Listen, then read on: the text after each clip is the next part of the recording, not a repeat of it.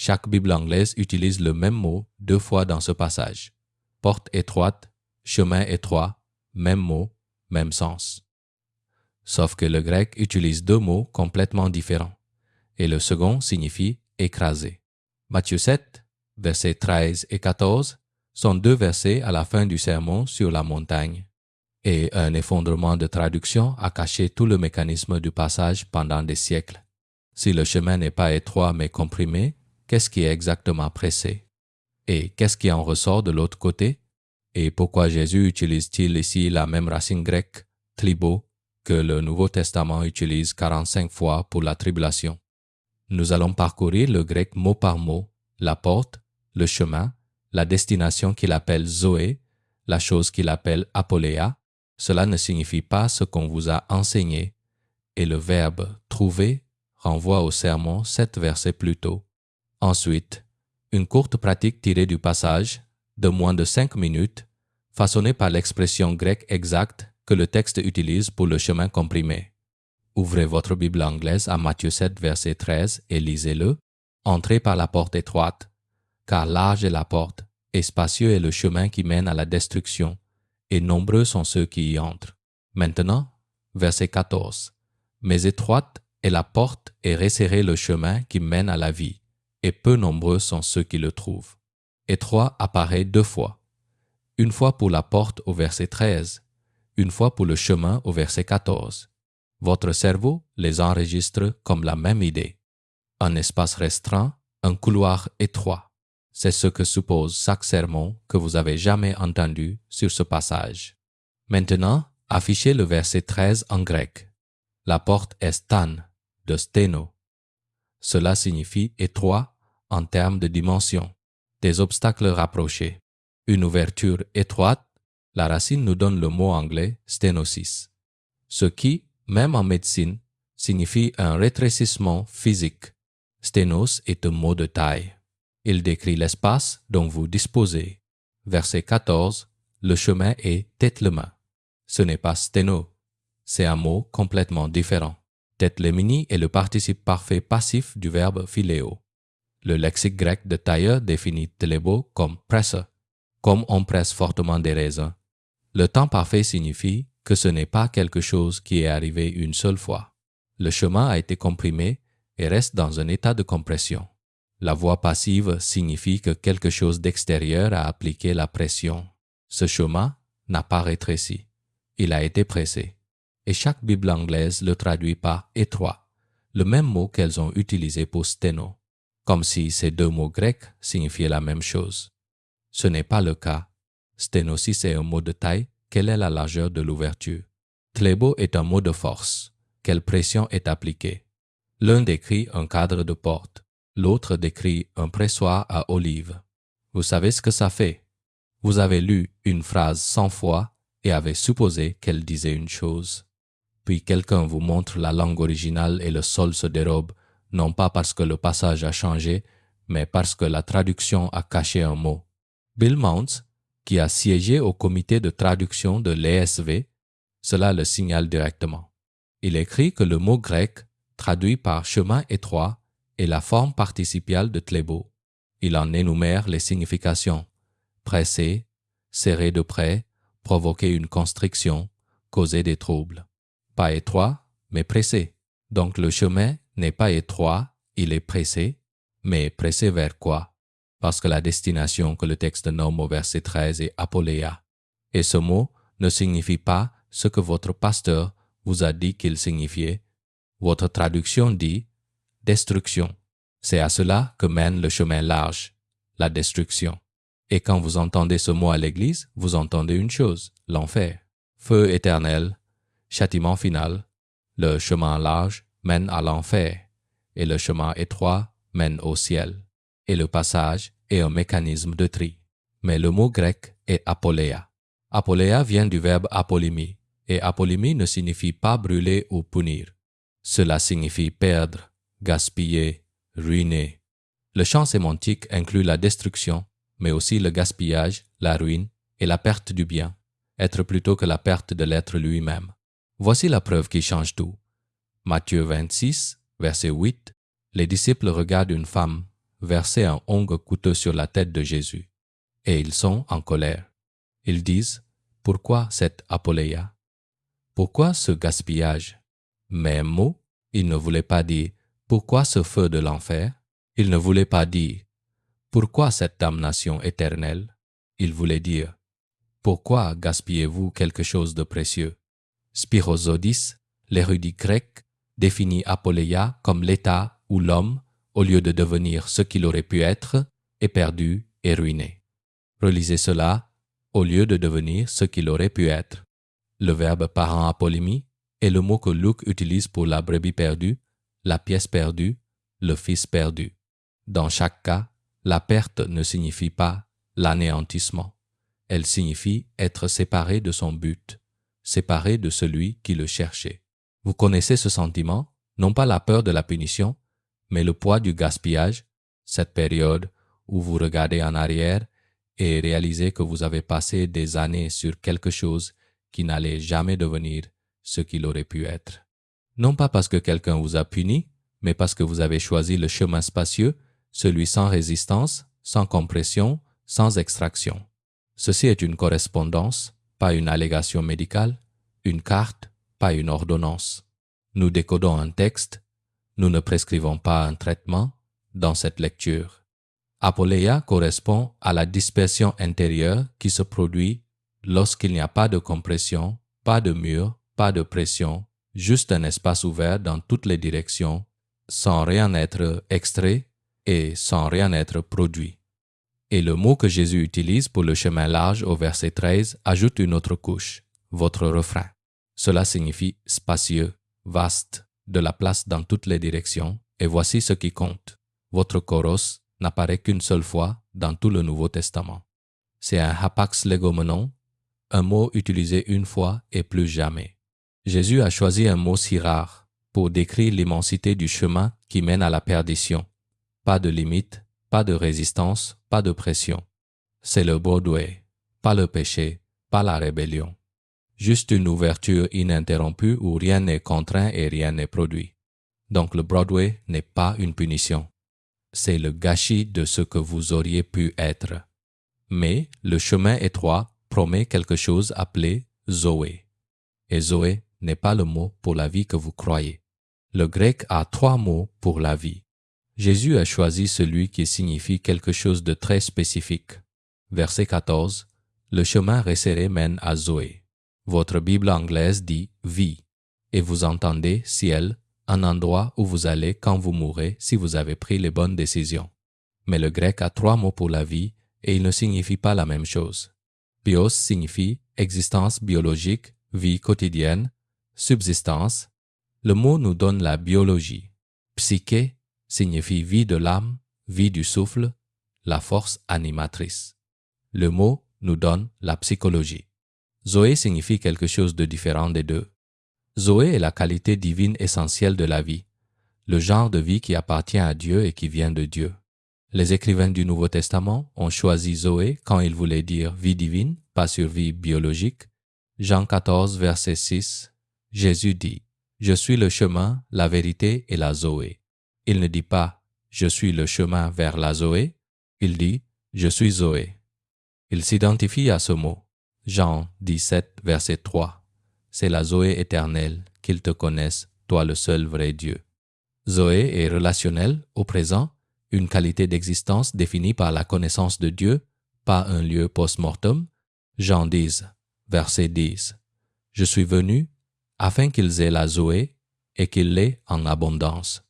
Le chemin resserré mène à cela, non pas à la survie après la mort, mais à la qualité divine d'existence que Jésus dit être lui-même. Mais il y a un deuxième détail au verset 14 que presque personne ne saisit, et il change tout le passage.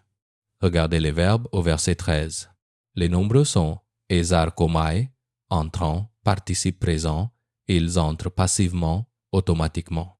La large porte est ouverte, et ils la traversent sans chercher, sans décider, sans effort. Verset 14.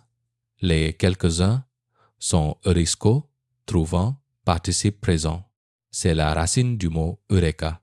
Le mot signifie découvrir après avoir cherché, trouver quelque chose après l'avoir cherché. Les quelques-uns n'entrent pas. Ils trouvent. Et ce verbe se connecte à quelque chose 7 versets plus tôt que personne ne relie à ce passage. Matthieu 7, verset 7. Cherchez et vous trouverez.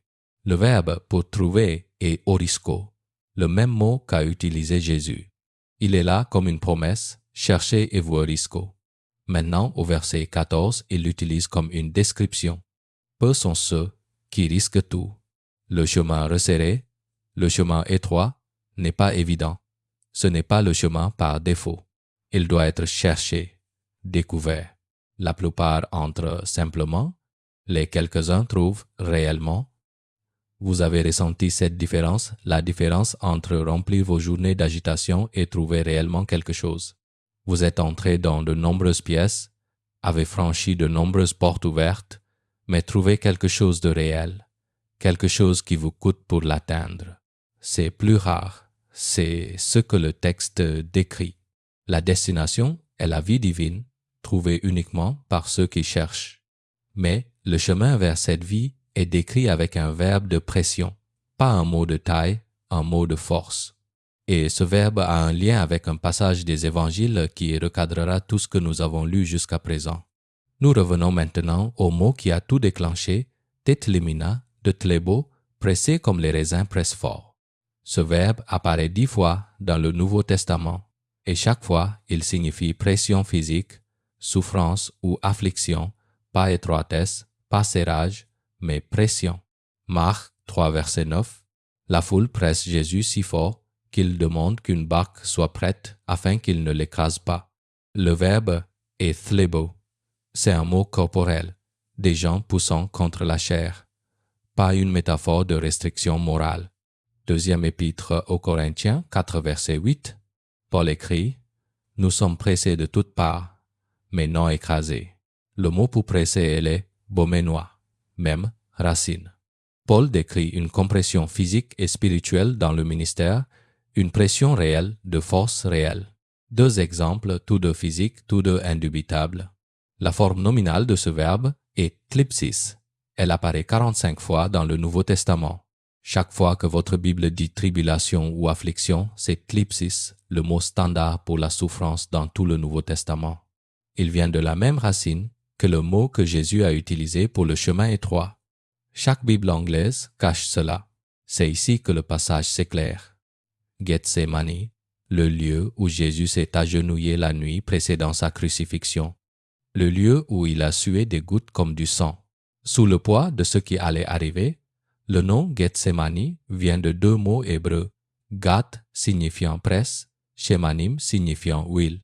Gethsémani signifie pressoir à huile, le lieu où Jésus a connu la compression ultime. L'endroit où il a été pressé si fort que son corps a produit ce qui ressemblait à du sang, cet endroit est nommé le pressoir. Et le mot qu'il a utilisé dans Matthieu 7 pour le chemin qui mène à la vie est la forme verbale du même concept, thébo, pressé. L'olive doit être pressée pour redonner de l'huile, le raisin doit être écrasé pour redonner du vin, et le chemin qui mène à Zoé, la vie divine, n'est pas un couloir étroit par lequel on se faufile. C'est un pressoir. Vous savez ce que cela fait, cette période où tout s'est resserré, les relations, la certitude, l'identité, le cadre dans lequel vous avez construit votre vie a commencé à se refermer et vous avez pensé que quelque chose n'allait pas. Vous avez pensé avoir pris un mauvais chemin, mais et si la pression n'était pas le problème? Et si le pressage était le mécanisme? Dans cette lecture, le pressage correspond à la compression intérieure qui élimine ce qui est faux. L'huile correspond à ce qui reste, ce qui a toujours été là, mais ne pouvait pas couler avant la pression. C'est une correspondance, pas une carte de revendication médicale, pas une prescription. Nous décodons un texte, nous ne prescrivons pas un traitement. Le chemin vers Zoé n'est pas la restriction, c'est l'extraction. Quelque chose de précieux est à l'intérieur, mais on ne peut y accéder sans la presse. C'est ce que le passage décrit, pas un couloir moral, pas une liste de contrôle comportemental, un mécanisme, pression appliquée. De l'huile produite est celui qui a parcouru ce chemin le plus complètement, l'a fait dans un jardin appelé le pressoir à huile. Le pressage produit l'huile. L'huile est Zoé. Le refus de la presse est l'aphélie. Le gaspillage de ce que vous auriez pu devenir. Mais il y a une autre couche, le sermon sur la montagne. Il vous dit exactement à quoi ressemble la voie large, et ce n'est pas ce à quoi vous vous attendez. Matthieu 7, verset 12, clôt le corps principal du sermon sur la montagne par une phrase qui fait écho au début du sermon. C'est la loi et les prophètes. Cette phrase remonte jusqu'au chapitre 5, verset 17. Je ne suis pas venu abolir la loi ou les prophètes. Tout ce qui se trouve entre ces deux marqueurs est l'enseignement du sermon. Et le verset 13 pivote. Entrez par la porte étroite, c'est l'application, c'est là que l'auditeur doit choisir. Et qu'est-ce qui suit le passage de la porte étroite?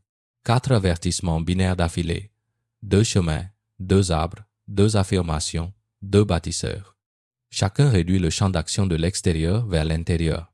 Choisissez le bon chemin, puis discernez les vrais des faux prophètes, puis sachez que les mots seuls échouent, puis comprenez que seule l'écoute plus l'action survit. La progression compte. Les faux prophètes apparaissent au verset 15, immédiatement après les 2 chemins, car ce sont eux qui déguisent la voie large en voie étroite. Ils font en sorte que la route spacieuse ressemble à la route compressée. Ils brouillent la distinction. Jonathan Pennington. Dans son étude du Sermon sur la montagne, au sein du Sermon sur la montagne, il écrit quelque chose qui relie tous les fils. La voie large et facile qui mène à la destruction est précisément ce que Jésus a décrit tout au long comme vivre avec une justice purement externe. La voie étroite et difficile est la vision qu'il a donnée d'une justice qui est plus et plus profonde que le comportement. Relisez cela. La voie large n'est pas l'immoralité, ce n'est pas la rébellion, ce n'est pas l'athéisme. La voie large est une religion externe, pratiquée sans transformation intérieure. La route des pharisiens, celle qui est quadriable, gérable extérieurement, définissable et spacieuse à l'intérieur.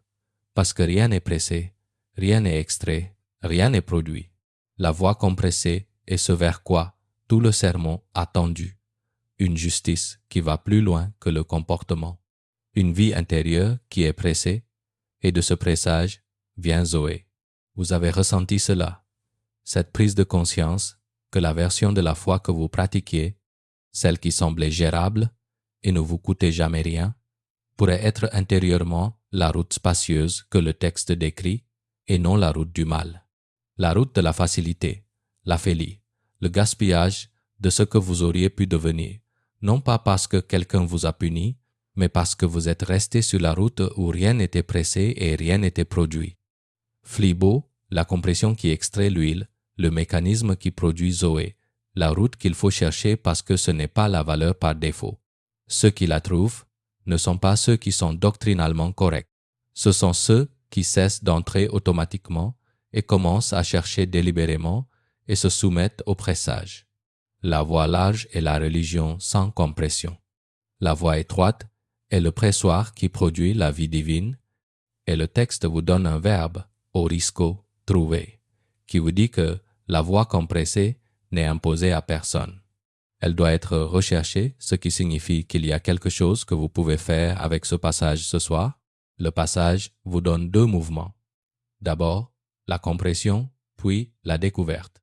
Et vous pouvez pratiquer les 2 en moins de 5 minutes ce soir.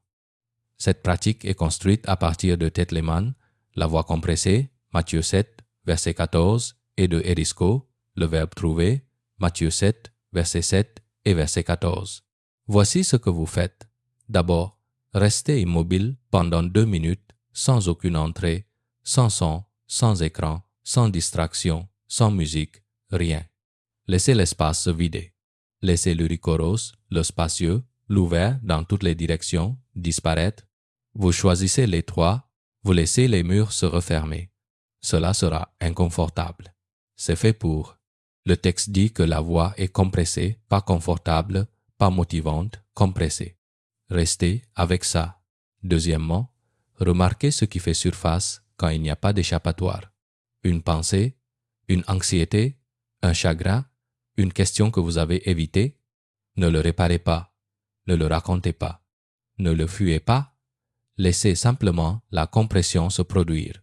C'est libo, la compression que le texte décrit. Vous ne créez pas la pression, vous arrêtez de l'éviter. Troisièmement, posez une question tirée du passage. Qu'est-ce qui est extrait? Qu'est-ce qui sort du pressoir? Restez avec cette question pendant 60 secondes. N'y répondez pas, le verbe est arisco, trouver, pas répondre, pas résoudre. En trouvant, vous laissez quelque chose faire surface qui était déjà là, piégé sous l'espace, attendant que les murs se referment pour qu'il puisse enfin s'écouler. La pratique reflète le passage. Premièrement, le rétrécissement, supprimer l'espace. Deuxièmement, la compression, rester avec ce qui fait surface. Troisièmement, la découverte, la question qui s'ouvre vers Zoé, la porte étroite à un mot. Aucune Bible n'est tétlimini compressée, pressée. La voie vers la vie divine n'est pas un couloir étroit où l'on se faufile en se comportant bien. Dans cette lecture, cela correspond à un mécanisme, un pressoir à olive, et l'huile qui en sort est la vie que le texte promet. Peu la trouvent, mais vous cherchez, et le texte dit que c'est exactement comme ça que ça commence.